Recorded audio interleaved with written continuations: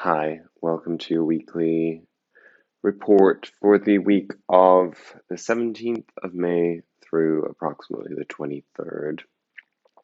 How are you? This is the week that we move out of Taurus energy into Gemini energy. It is also the week that Jupiter moves, or it actually has already done this weekend, moved into Pisces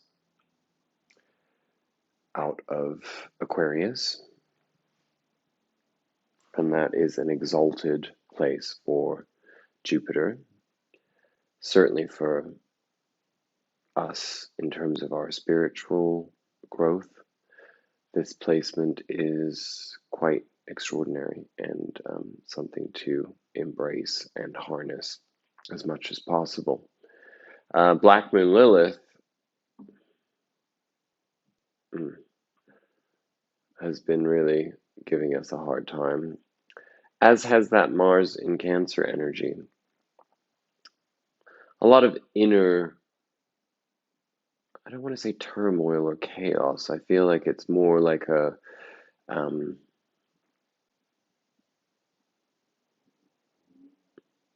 intangibility to things, which has kind of forced us into just experiencing our emotions, just surrendering in a way to the type of revelations, the type of emotional shifts, little tiny moments of insight turn out to be major epiphanies sometimes with this kind of energy. It's certainly the way that I've experienced it. And sometimes those epiphanies are not, they don't fit the narrative that we'd like to embrace. We curate our perspective. We, pick and choose the truths that suit our experience. And so we've been sort of being forced to grapple with that and to move beyond the self-limitation. Yeah. So it's interesting.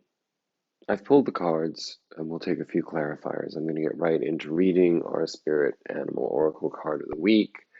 And we'll see where this takes us. Cat Spirit, number 13, claim your independence.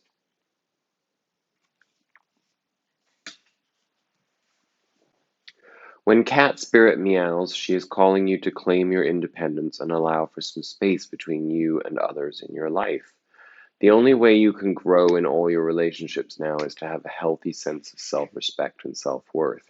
When you walk with dignity, know who you are, self-aware and willing to grow, trusting the value you bring, the world will mirror all this back to you in kind. When you say no to codependency and enmeshment, live and let live, and practice taking risks as you wander into new territory for you, Cat Spirit rejoices. She is here to urge you to let your independent spirit roam free. This may be the time that you're facing some unpredictable situations. Are you hesitant to take a risk? Too cautious to jump into something new because you fear you can't trust yourself? Cat Spirit is saying go for it, because you will land on your feet. If nothing seems to be going according to plan, there's no reason to worry. Cat Spirit loves to mix it up, and these seeming upsets will actually bring you such wondrous and unexpected opportunities. Get ready to pounce, as you may be called to jump into something new at a moment's notice. At this time, your instincts are keen and your intuition is sharp. Remember, even a temporary failure can lead to a spectacular success, so embrace the adventure. You are sure-footed and you can trust yourself. And I do think that that's very interesting because I feel like what's been very prevalent in recent weeks is this sense of unreality. And when I say unreality, I don't necessarily mean that something isn't real. I mean, it's like the opposite of what we consider to be reality. There's a sense that, you know, I'm right here, right now, talking to you. You're present too. But there's been all these moments, actually, I even feel it right now as I record this, where it feels almost like being interdimensional, you know, if that is something you can relate to. And there are moments when I find myself shifting into a very different sense of reality than the prescribed standards that I am accustomed to, the narrative that I have told myself. And that isn't in terms of intellectual um, awareness. It's beyond that. It's way beyond intellect. It's something completely ethereal.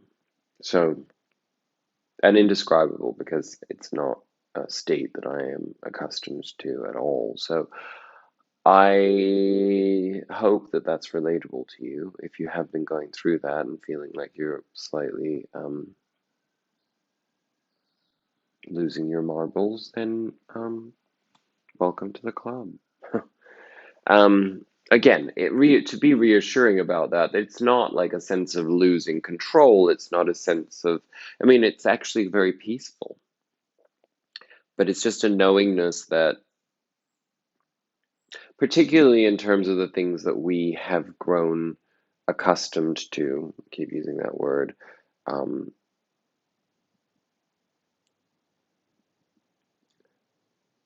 there's been a need to shift out of that into new experiences, which in turn become new traditions. You know, it's like things have to constantly evolve, not to destroy and not rebuild, but to break things down that don't serve us and then take the best of that and reconstruct new pathways that serve this journey that we're on independently. And eventually that leads to us being able to make more headway in community, in partnership, in family, whatever you consider to be your primary infrastructural dynamic. Um, our Sacred Destiny cards, we got two, and they sort of go hand in hand in a weird way. The first is inner peace. Simply sitting next to a lily pond, watching the dragonflies soar overhead and looking at the luminous lily pads floating gently on the water while their translucent flowers open their petals to the heavens can fill one with a sense of profound and everlasting peace. Lilies grow in many countries and have been given a wide range of meanings. However, one enduring image of the lily is the notion that out of the darkness of mud arises a thing of immense beauty and grace. No matter how much darkness there has been in your life, you can rise into enlightenment and profound tranquility. Inner peace is your birthright. Tranquility occurs when you realize that your life is unfolding according to divine planning. Serenity isn't something you have to work for or search for. It already exists within you. To find this inner peace, simplify your life, spend time in nature, and listen to the message of your soul. True peace transcends fear and connects you intimately to the Creator. Breathe deeply and fully, knowing that all is well. And that, for me, has been fundamentally pivotal in this last week as I was really struggling a lot with the outside remnants of catalysts for frustration and anger and pain and um, dis-ease. And I had to sort of re-embrace a more well, I'm having to do it as we speak, and that's actually a big part of this reading, to re-embrace structured spiritual practices. Um, yeah. Our other card interestingly, is taking risks. Now, inner peace and taking risks might not seem 100% copacetic in your mind, but if you really think about it, they really do go hand in hand, because the fact of the matter is, when you have inner peace, taking risks is much easier to do, almost essential. So let's read what that is all about. I'll keep holding the card up for you. A high plateau is a large flat area of land that is significantly higher than the landscape around it. The sides, at least one or two, are sheer and steep. These formations are typically caused by the upwelling of volcanic magma, tectonic movement, or even erosion. Some indigenous groups call these tablelands tepui, which means house of the gods. When you stand at the edge of one of the sheer walls, you can feel that you are in a place of the gods. The sacred landscape wants you to know that when you draw this card, it is time to step beyond your normal, everyday life. Take some risks, face your fears, do things in a new and even or unorthodox way. Listen more to your inner voice than to the voices and opinions of others. Rather than running from potential failure, embrace it. History has shown that those willing to face failure will often succeed in a massive way later. Well, of course. I mean, there is no success without a bunch of failures, right? I mean, that's kind of the great irony of our egoic construct in society, is that everything is geared towards success, success, success. And the idea of failure from a narcissistic perspective is devastating. But that's all that life is a series of failures. And we have to embrace that, right? And enjoy it. That's the craziest part, is that we've been conditioned not to be able to enjoy failure, because immediately we feel we go into black and white thinking, and we cut ourselves off from the potential for rejection, abandonment, or ridicule. Um, And this whole reading is about that maturing process that takes us beyond those limitations of fear of judgment, um, because that's what inner peace is. It's also not being affected by the chaos around us, the opinions of others, the difference of values that we may encounter. You know, we use those as nourishing rather than threatening. So, our underlying energy of the week is the very simple and tame Page of Pentacles. So, interesting that we get this, because it sort of sets the tone for, the rest of the reading isn't necessarily about, we do have other pentacles in the reading, but it isn't necessarily about our material existence. It's more a spiritual message, but it's becoming more and more clear to us as we move along that this is the ultimate task of our time, is figuring out how to nurture our spirituality in a way that manifests into our reality and becomes our truth, our experience, our tangible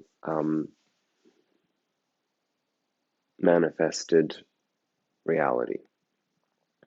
So the Page of Pentacles tells us that there's something of a new experience on offer to us that is, this is not a giant pivotal moment. We've already had that, and I'll explain to you. In our past energy, we have the Two of Pentacles, which we've had a few times. The good news is that we are, this feels very anchored in the past now. This is very much the idea that we, those two realities that we were juggling, being in the 3D matrix version of our, feeling trapped and unable to attain our spiritual freedom, and then that being on the other end of it, and like, oh, these can't coexist, like I can't, how the hell am I going to experience all of this? And the whole last year and a half of our lives has been the opportunity, it's been a gift to us. As scary as it might have been for so many people, this has been a gift to those of us who are willing to do the work and be awake, to understand better how we can give ourselves the tools and the opportunities and the space to be able to integrate spirituality into our 3D experience.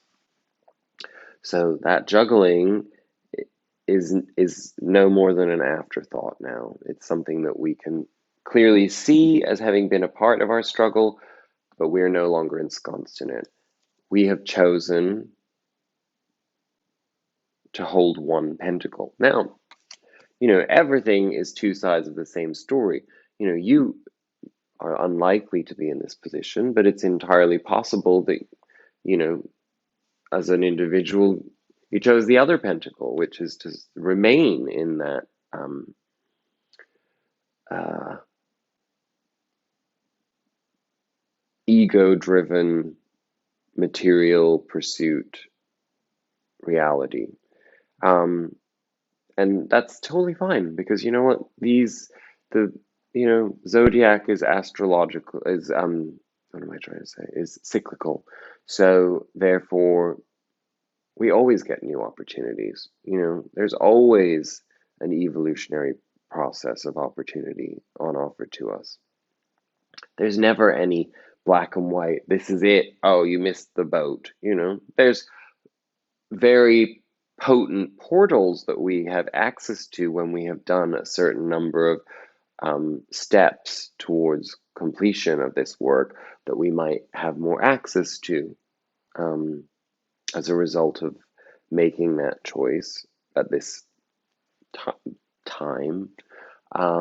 But you'll still get the opportunity to, again, never fear being left behind. It doesn't happen. If you're thinking and you're aware and you're working on more self-awareness and more growth and more evolution, you will always have the opportunity to keep evolving.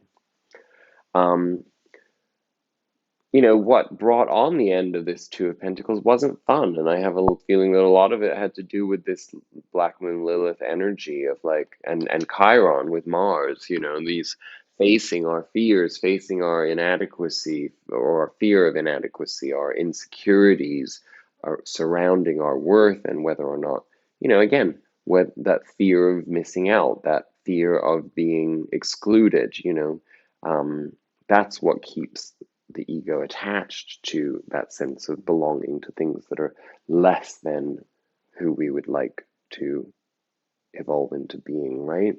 So we get this big tower in our past, and this would be probably a process rather than just one giant event, but it really did amount to something quite difficult. Putting an end to this energy of feeling like we have to defend the defenseless that's the best way. That's what's coming to me in expressing this with the Seven of Wands here. The sevens, as we often say, they're a card delineating the question, is it worth it? So in terms of the Seven of Wands, those are our ideas, our thoughts. Is it worth defending the ideas that we have? Are we inspired by the thought processes that we have put in place from our experiences? And if not, there's a little bit of a shit or get off the pot energy to that, right? The tower comes in to loosen up the grip that we have on those ideas, those false ideas. They're almost like false gods, really. It's like worshiping things that don't actually really serve us. And in this particular case, it's these things come in and they actually probably limit us, because all of our energy is spent on trying to defend something that we built that we kind of have to let go of in order to build further. It's like we can't just be at the edge of the cliff and just stand there for the rest of our lives. If we have a parachute or we know how to fly, then we have to jump, right? So that tower probably has come along and it sort of pushed us because we were too hesitant. And when that happens, it's scary. And this can be in our minds and our spirit as opposed to physically in our lives. It doesn't necessarily have to mean an actual physical event that took place, but it's a shift of our perception of our ideas and what we're attached to, and realizing that if we're not happy, then the only thing that we can really change is our attitude, our perception of things, the way that we experience things. And this in turn puts us in our present energy of the King of Swords, which is very much this kind of, a knowingness. It's a mastery of a certain type of knowledge, self-knowledge in this particular case. Let's take a clarifier on the King of Swords just to see if there's a little extra information that we need about this process. I mean, I know that if you've been watching this, you know what I'm talking about, because I know that even though we all have different lives, there's a commonality in terms of the way that our ideas are shifting. This ebb and flow, which has been kind of exhausting between, well, it is that Two of Pentacles energy. I mean, that's a pretty exhausting state to be in, and we've all had to be in that. It's hard to take yourself seriously sometimes with this spiritual stuff because, I mean, nobody else does in the 3D world, and they're all thinking like, oh God, like that woo-woo crazy person and blah, blah, blah. And, you end up keeping your thoughts to yourself or separating yourself or, concealing your authentic self in certain ways, limiting yourself, I mean, the reality is most other people are resistant to it anyway, so, it's easier for them to be in judgment. So the King of Swords does come along as a fundamental a need within us to take ownership of our values and our beliefs and our faith and our truth. And, the King of Swords is also Archangel Michael, which is a very strong, Archangel Michael offers us an enormous protection. So it's finding that inner strength and feeling that protection on the angelic, in the angelic realm, really it gives us that faith to forge ahead, right?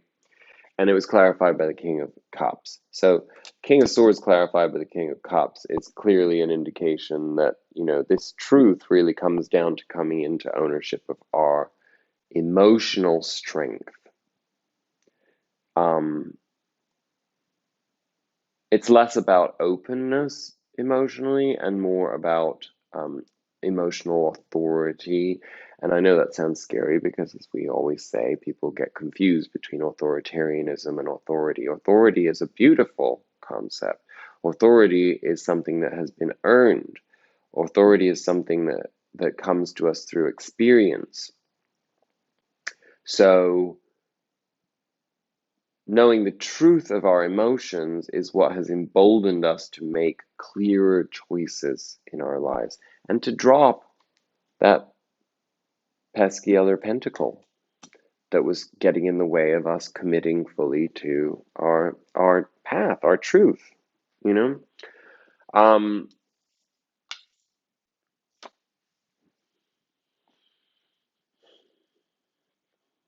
The Hermit,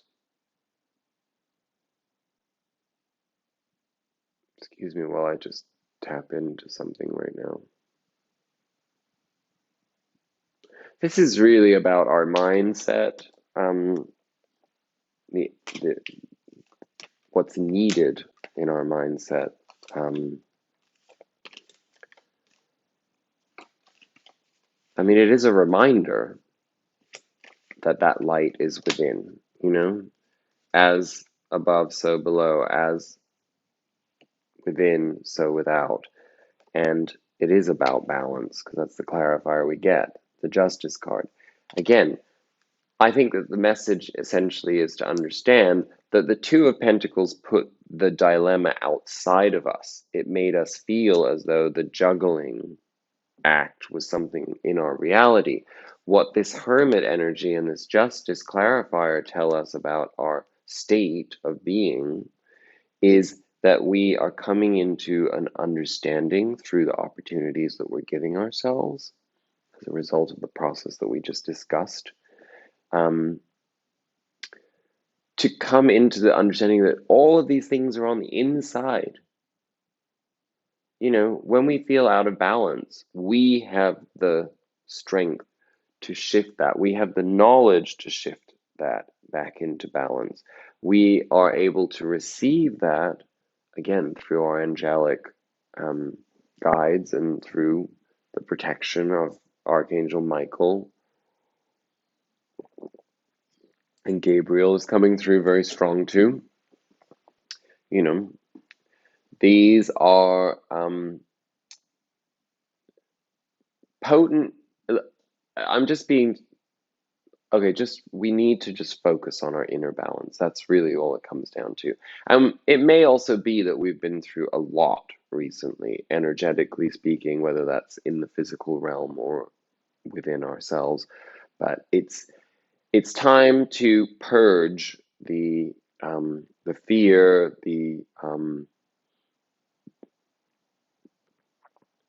just to let the light in, you know, rather than holding on to the ideas that something or somewhere in our mind or our experience is dark. It's not. Everything is light. Everything is light. If you exude lightness, if you find that guidance within and without, you can let the light in at any time. And that's why I always say that guided meditations, particularly the Steve Nobel meditations, are always great to follow because they specifically guide us through that, seeking that energy through our different chakras. Um, of course, with light, we first receive through our crown chakra. So that's an important place to be open, and we have to go there in order to receive that. I don't know what that means, but I do, but I don't know what it means for you, whether you're doing that or not, but work with that.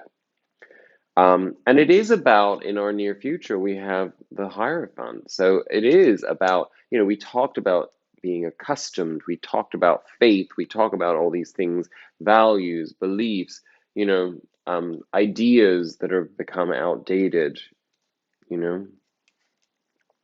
The Hierophant is encouraging us to be open to new ideals, new truths, new traditions, new organized experiences, new structure. Something about the structure that we've been in our lives has had to end. And there may have been a period just very, very recently where there's been a bit of a void. And now the opportunities are coming through to find ways to move forward in structured manners.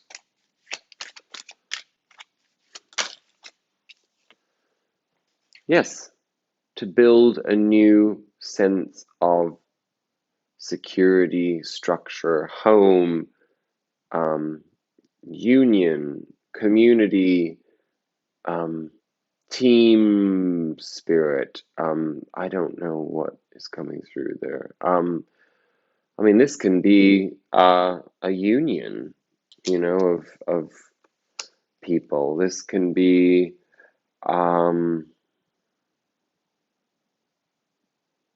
basically, if you think about the ones being ideas, you know, when you have four, you know, the four represent the pillars of support for anything that we build. So if we're talking about this value system, um, we're talking about having, you know, sometimes in life we walk around and we're like, oh, why is it that my career is going well, but my love life is terrible, or I have a terrible relationship with my family, or I have this, or whatever it is, I don't have any money, I don't, blah, blah, blah. This is where the things that we need in order to thrive and build are in place, in equal balance. So I can't really say much more on that because it's going to depend on us all individually, but there may have been sort of a missing element for each of us, and that's, by allowing changes, by holding on to that inner peace, knowingness through our hermit energy, that justice and balance, we have our inner peace as our guidance and our anchoring, and that allows us in turn to take those risks. The risks being building something new, allowing the missing pieces in order to be a part of a system that works for us. Which leads to our logical conclusion, because we got the Nine of Pentacles, which is a card of self-sufficiency and, of course, independence. But independence, again, it's important to understand, this person can provide for themselves. The next step will be the Ten of Pentacles, when they can share the overflow and build a legacy and a community around those things. The clarifier, it wasn't even an intentional clarifier, they came out together, was the Queen of Wands. And the Queen of Wands, sits majestically in divine inspiration, with her little pussycat there to,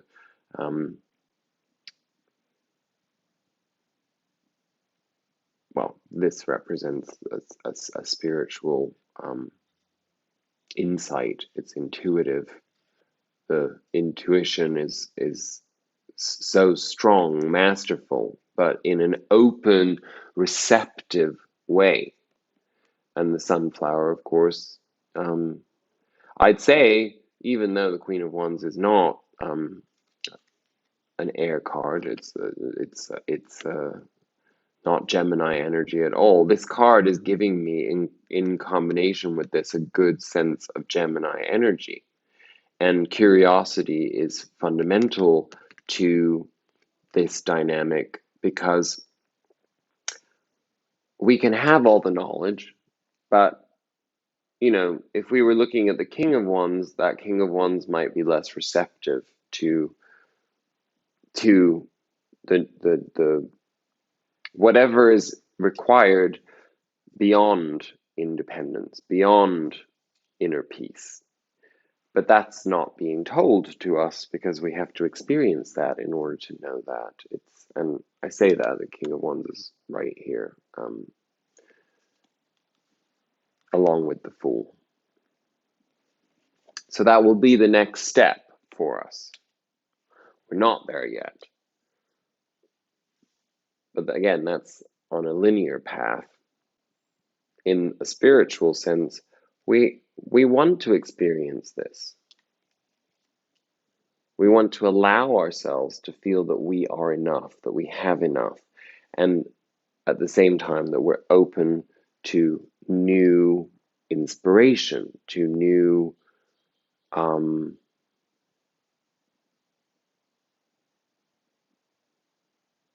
a new intuitive flow is what I'm getting.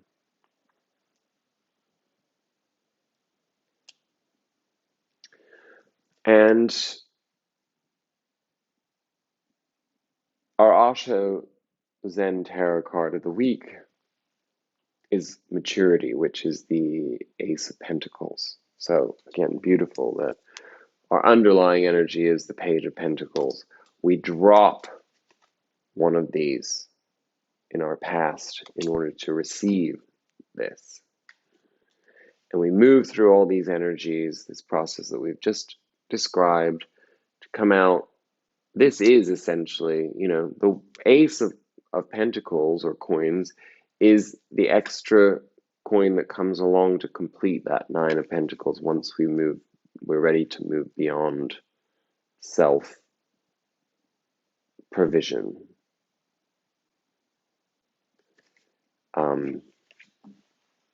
Let's read the Osho message. I'll hold the card up for you.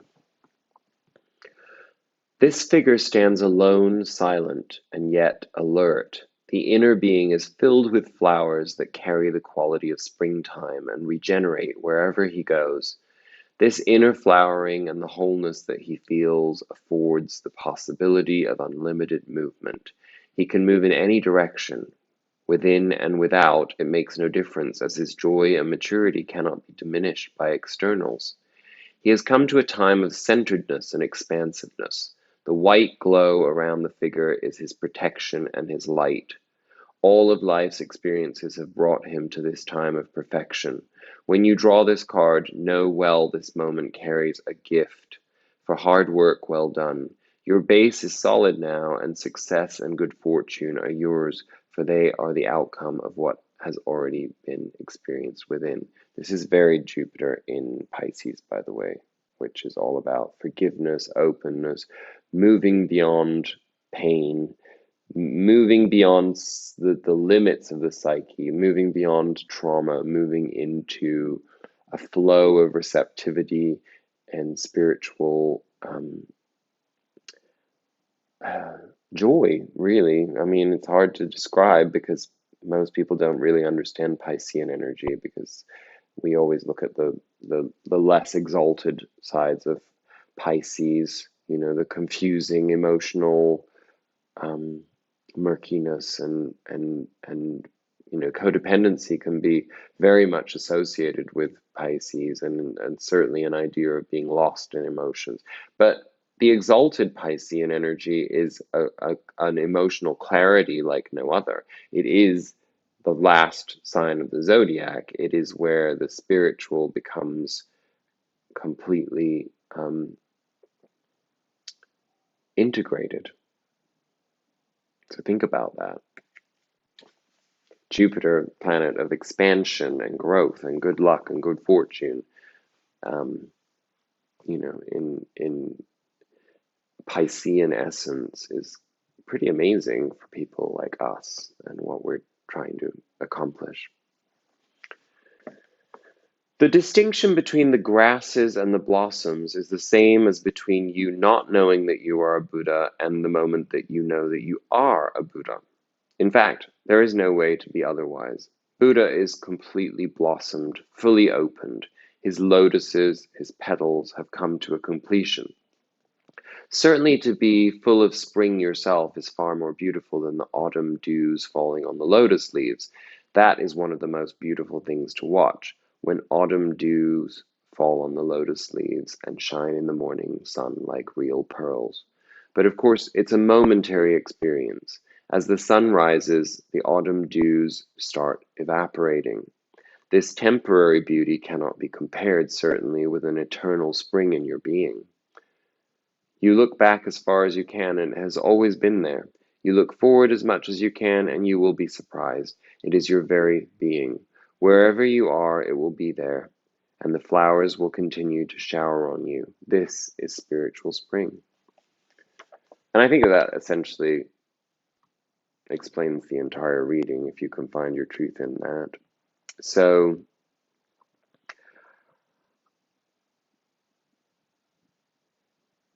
I kind of am mesmerized because we got through this reading in under 40 minutes. And I'm not going to expand on it. I thought I would, but I feel like this is a very spiritually driven week rather than an intellectually driven week. And so I think that all the messages are in here for us to embrace and interpret as we need. So I'm leaving it broad. I hope you find yourself in it. I kind of know that you will. And I wish you a blessed, amazingly opportune week ahead where all of these things can come to fruition for you. I love you. Be well. Live light and love and blah, blah, blah, blah, blah. Whatever you want me to say. I'm saying it to you now. Okay, namaste.